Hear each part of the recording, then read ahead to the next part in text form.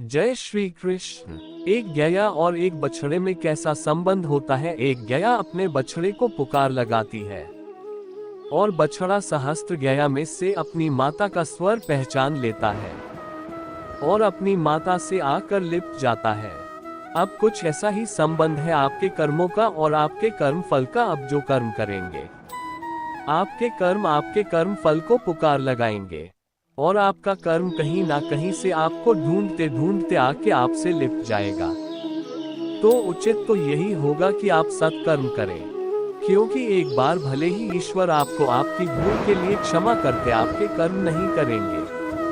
तो यदि आप दुष्कर्म करने वाले हैं तो आप समझ जाए। अब यदि आप शुभ कर्म करने वाले तो आप समझ जाए, जो आपका कर्म होगा आपका फल आपके पास अवश्य आएगा।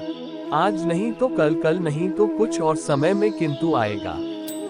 अवश्य आइए, मेरे साथ प्रेम से कहिए। हम सभी कभी ना कभी जीवन में ईश्वर से कुछ ना कुछ मांगते हैं और ईश्वर जब हमारी मनोकामना पूर्ण करते हैं हम बड़े प्रसन्न हो जाते हैं। परंतु जब ईश्वर हमारी मनोकामना पूर्ण नहीं करते तब हम सोचते हैं, संदेह करते, क्या सच में ईश्वर है। आपको एक बात बता दूं, यदि आपने ईश्वर के समक्ष अपनी इच्छा रखी, अपनी मनोकामना रखी और ईश्वर ने वह पूर्ण कर दी, इसका अर्थ यह है कि ईश्वर जानते हैं कि आपको इसकी आवश्यकता है। किंतु यदि आपने कामना की और वह पूर्ण नहीं हुई तो बस इतना स्मरण रखिए, ईश्वर वो सब देख सकते हैं जो आप नहीं देख सकते। दूसरा कारण यह है, ईश्वर यह बात भली भांति जानते हैं कि जो इच्छा आप रख रहे हैं वह इच्छा आप स्वयं अपने बल पर पूर्ण कर सकते हैं। तो यदि आपकी इच्छा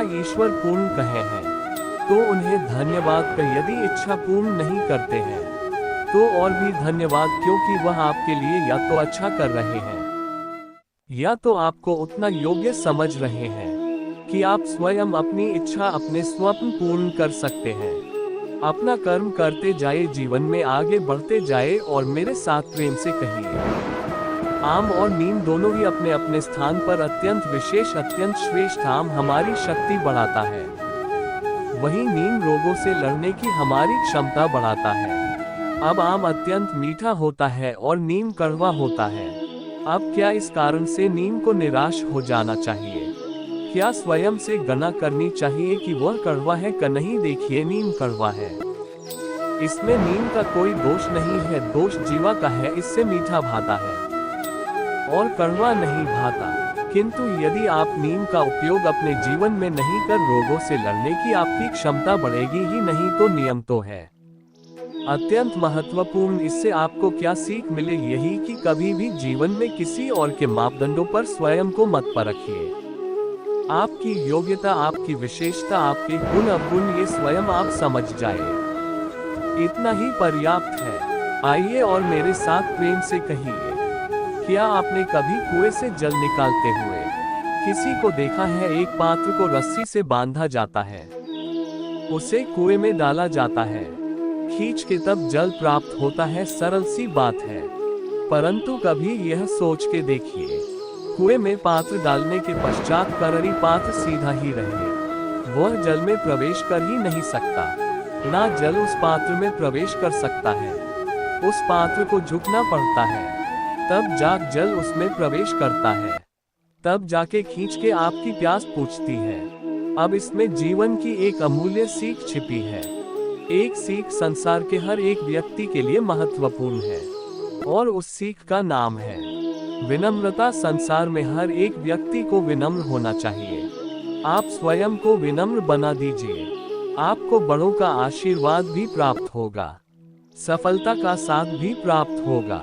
आप विनम्र नहीं, कुछ भी टिकेगा नहीं। तो विनम्र रहिए और मेरे साथ प्रेम से कहिए, राधे राधे। कभी आपने सोचा है कि वह क्या है जो आपको आगे बढ़ने से रोकता है? जैसे कि आप मार्ग से चल रहे हैं, पाँव में मोच आपको आगे बढ़ने से रोकती है, वैसे ही जीवन में छोटी सोच आपको आगे बढ़ने से रोकती। देखिए, यदि एक चाक है जो टूटी हुई है, वो आपको मिट्टी के पात्र नहीं बनने देती। उसी प्रकार किसी ईर्ष्या करना आपको मान नहीं बनने देता। मैं ऊंचा हूं और वह नीचा है, यह विचार कभी आपको ऊंचे उठने नहीं देता। मन से सारे विकार, ईर्ष्या, मोह, लोभ, लालच सब निकाल फक इस सोच को बड़ा की सकारात्मकता लाए और पूर्ण समर्पण से कर्म करते जाए। महानता और सफलता दोनों आपके कदम चूम तो आइए और मेरे साथ प्रेम से कहिए राधे राधे। जीवन में जब भी हम किसी ऐसे मार्ग पर चलना चाहते हैं जिस पर कांटे हैं, छोटे कंकड़ हैं जो चुभ सकते हैं, तो हम क्या करते हैं? हम पादुकाएं नोरू तो हम कोमल से कोमल मार्ग को भी नहीं पार कर सकते। कुछ समझे इसका सार यही है कि हम भारी युद्ध जीत सकते हैं, वहां पर सफल हो सकते हैं, किंतु उससे भी कहीं अधिक महत्वपूर्ण और कहीं अधिक कठिन आंतरिक युद्ध होते हैं। आंतरिक कठिनाइयां होती है लोभ, मोह, क्रोध, लालच, भय। यदि यह आपके भीतर है तो संसार के किसी भी स्तर तक पहुंच जा कितना भी बड़ा युद्ध जीत जाए, आपको संतुष्टि नहीं मिलेगी। तो सर्वप्रथम स्वयं को सुधारे, तत्पश्चात इस संसार को जीते और उससे पहले मेरे साथ प्रेम से कहे राधे राधे। कभी कभी हम किसी कार्य को करने के विषय में सोचते हैं, फिर और सोचते हैं, फिर और सोचते हैं, सोचते ही रह जाते हैं। देखिए, यह अनुचित नहीं कि हम किसी कार्य को आरंभ करने से पूर्व उसके विषय में सोच विचार करें, उसे समझे। ठीक है कि सारा समय इसमें व्यर्थ करना उचित नहीं है। आपने अधिक समय लगा दिया तो समय आपसे रुष्ट अवश्य होगा, और क्यों ना हो। आप समय को नष्ट कर यह उचित नहीं। देखिए, निश्चित रूप से सोच विचार कीजिए, आकलन कीजिए, पूर्ण रूप से कीजिए, किंतु ये भी स्मरण रहे कि उस उचित समय में आपको कर्म आरंभ करना है।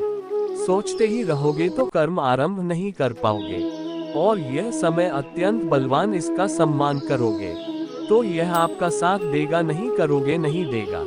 आइए इस समय का सम्मान करें और मेरे साथ प्रेम से कहे राधे राधे।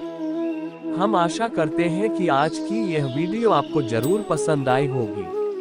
अगर आपको वीडियो पसंद आए हो तो वीडियो को लाइक करें और ऐसे ही जीवन बदलाव लाने वाली वीडियो के लिए हमारे चैनल को सब्सक्राइब करना ना भूले। वीडियो को शेयर जरूर करें।